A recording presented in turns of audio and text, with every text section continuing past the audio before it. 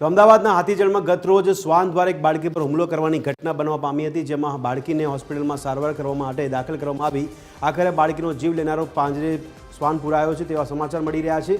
આ શ્વાન દ્વારા બાળકી પર હુમલો કરીને બાળકીનું મોત નીપજ્યું હતું, જેને લઈને સ્થાનિકોમાં રોષ ફાટી નીકળ્યો છે. ત્યારે શ્વાન હાથમાંથી છૂટી ગયો હતો ને તેણે અન્ય યુવતી અને 4 મહિનાની બાળકી પર હુમલો કર્યો હતો. આ હુમલામાં બાળકી અને યુવતી ગંભીર રીતે ઘાયલ થયા હતા. બાળકીને તાત્કાલિક હોસ્પિટલ લઈ જવામાં આવી હતી, જ્યાં ડોક્ટરોએ તેને મૃત જાહેર કરી હતી.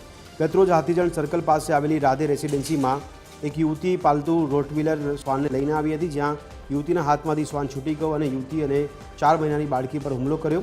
બાળકી અને યુવતી ગંભીર રીતે ઘાયલ થયા હતા. બાળકીને તાત્કાલિક હોસ્પિટલ લઈ જવામાં આવી, ત્યાં ડોક્ટરોએ તેને મૃત જાહેર કરી છે.